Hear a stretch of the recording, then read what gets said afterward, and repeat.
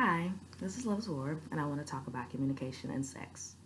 One of the most important things about communication and sex is that you can't have one without the other. Literally, sex starts with, "Hey, how you doing? I'm doing fine," and going from there. And you know why sex starts that way is because you have to talk to the person in order to get connected and bonded with them to have a bodily experience with them. So, in terms of communication and sex, there are some how to's.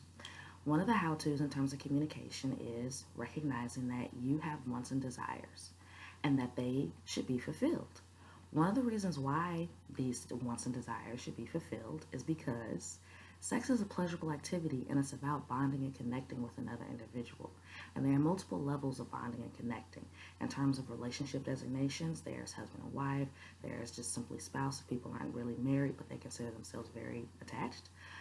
There's also boyfriend, girlfriend. There's also casual partner. There's even F buddy.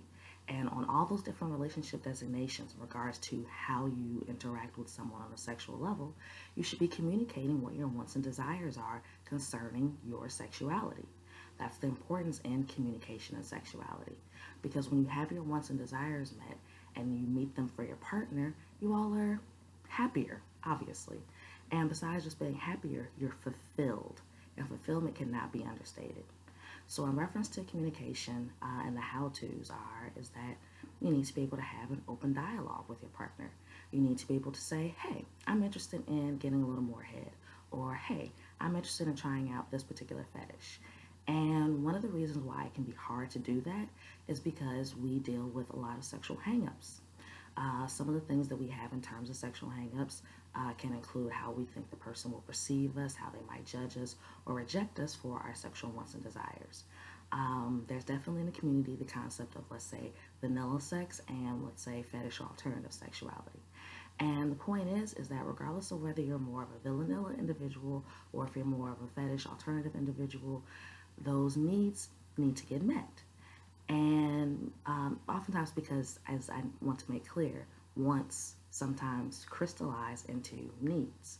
So if the want has crystallized into a need and it is not being fulfilled, one of the issues that ends up happening is a lack of dissatisfaction in sex, which can result in a number of other complications in a relationship, regardless of what designation or title you all have with each other.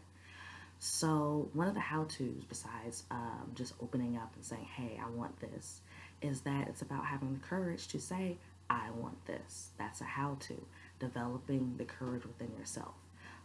Sometimes that might take a little time. You might have to ruminate over it in your head a little bit. But eventually, hopefully, the idea is that you develop the courage to say what it is that you really, really want. And in terms of another how to, in terms of communication and sexuality, is your expectations when you're communicating your desires to your partner. At the end of the day, they are an individual themselves, which means that they can say, "Hey, that's a really great idea. I think I want to try that. I didn't know you thought that way. That's fantastic. Let's go and run along and do it." That's one of the things that can happen. Some of the other things that can happen is, "Oh, I don't know what you're talking about," or, "Oh, I don't think I really like that," or, "Oh, who is this person?" And there's so many different reactions that people can have to someone expressing their sexual desires and wants that we oftentimes don't speak up on what it is that we desire from our sexuality, and we need to have that met because we're having a partner and engaging in connection with them. So, to get to the communication, and another how to, besides the courage and besides just being open, is that it's really important to know that communication and sexuality for oneself is about self satisfaction and self fulfillment. Communicating and getting out those things will help you feel like a whole person. Sex is but one way to express ourselves. We can do it in art, we can do it in writing, we can do it in music, we can do it in our careers, we can do it in how we approach things. There are lots of different ways in how we express ourselves, and sexuality is just but one component. But it's incredibly important to express this particular component of yourself. And that is the reason why communication and sex are they're right together.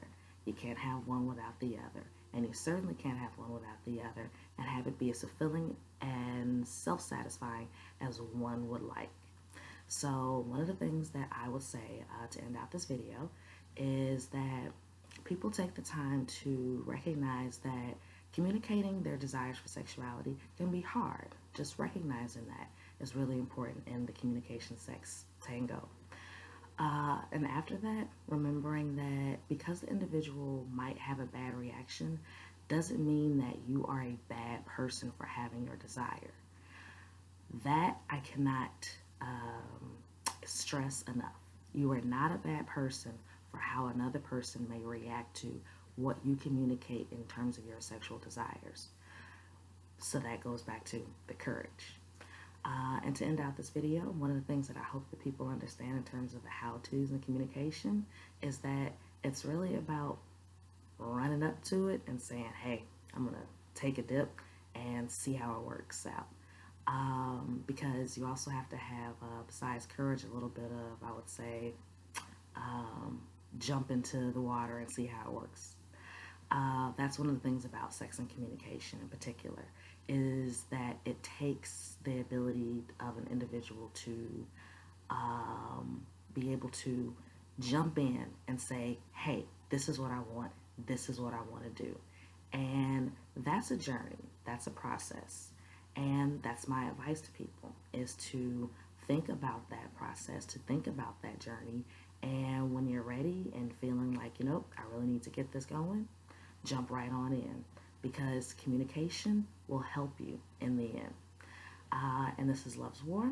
You can check out my website, loveswar.net. You can like my webpage on Facebook, which is Love's War Goes On.